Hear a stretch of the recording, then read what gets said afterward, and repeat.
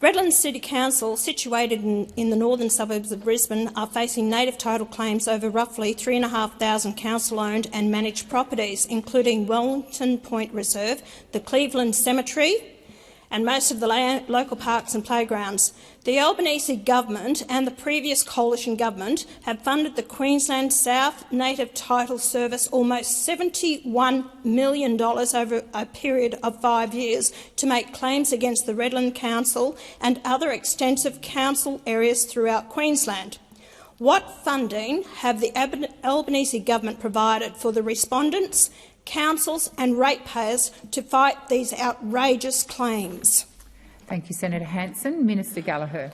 Thank you, President. I don't have that information to hand. I think, unsurprisingly, I would have to go and see if there's any information that I can provide to Senator Hanson, which I am happy to. And sometimes if people give a heads up, if they've got a question that's that specific, we can prepare so we are able to answer in more detail than I am at the moment, because I accept there's a level of interest from Senator Hanson, and I'm not in a position to answer that today with any information that's been provided to me.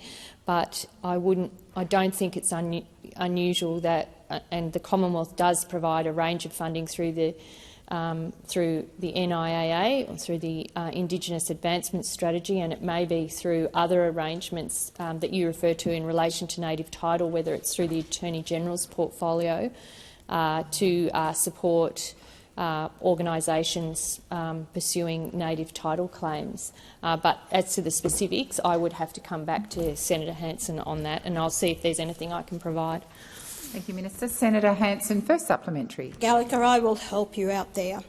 In the 2022-23 financial year, the Attorney-General's Department abolished the native title respondent scheme that provided a piddly $7.1 million, while self-indulgent claimants received almost $71 million to pursue already debt-ridden councils. Why did the Albanese government all but abolish the funding for one and not the other? Thank you, Senator Hanson. The time has expired. Minister Gallagher.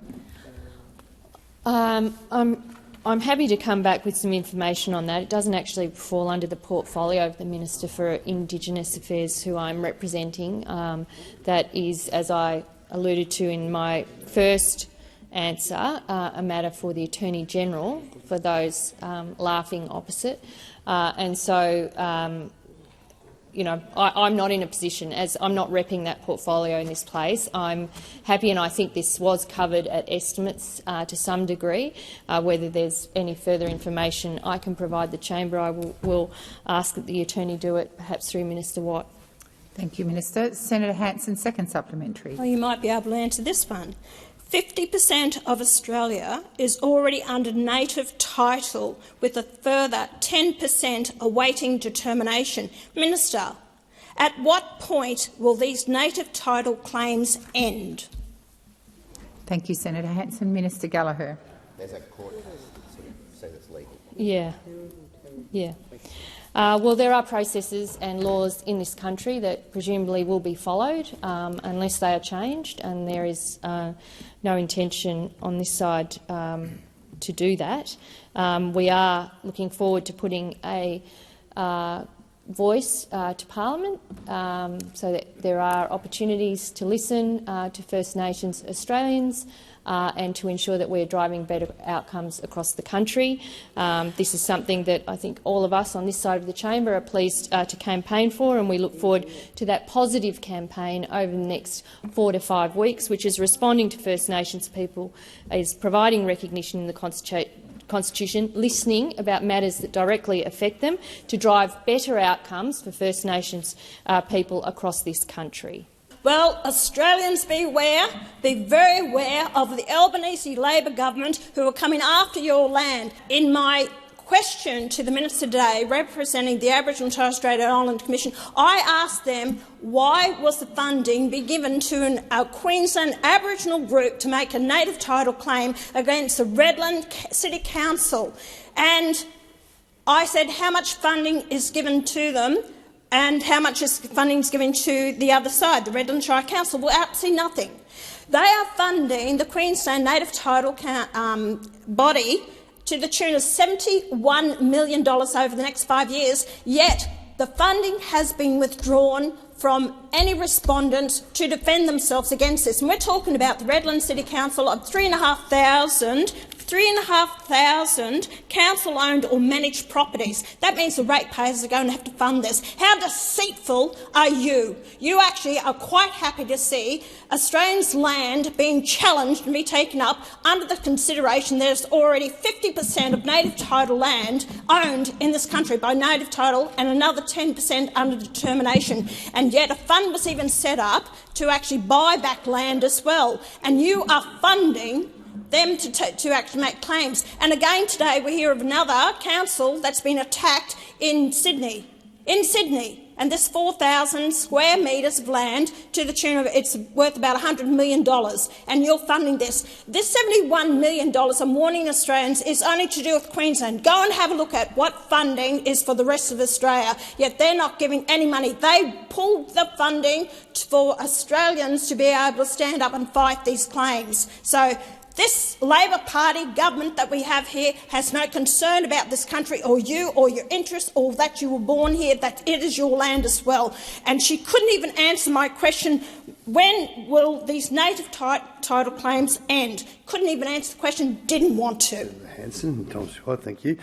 Aussies, this Senate exchange has once again put native title and government funding under the spotlight, and it's a debate that isn't going away anytime soon. Pauline Hanson came into this discussion with a very direct question. Her argument was simple. If the federal government is funding organisations that pursue native title claims, then what support is being provided to local councils and ratepayers who have to respond to those claims?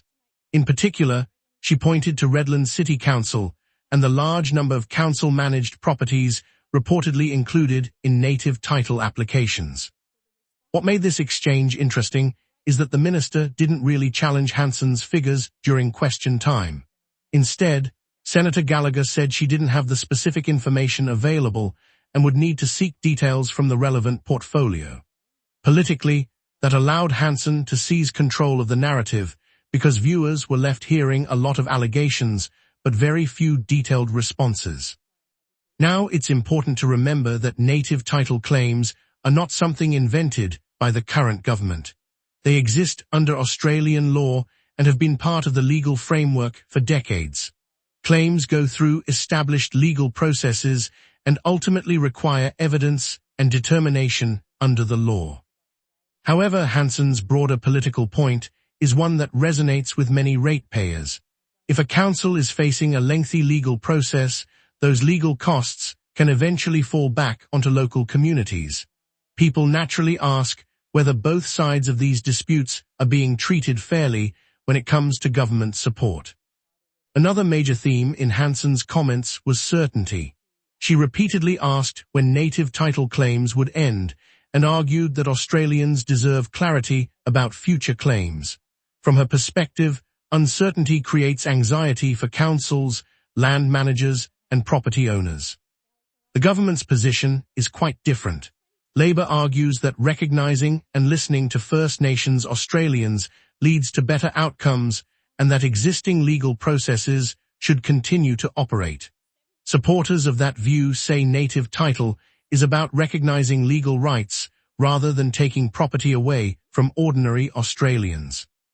The real political challenge here is that both sides are talking about very different concerns. Hanson focuses on costs, land access, and what she sees as unequal treatment. The government focuses on recognition, legal processes, and Indigenous outcomes.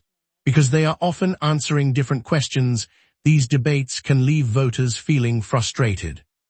What cannot be denied is that issues involving land ownership, local councils, and taxpayer funding always attract attention. Australians want transparency.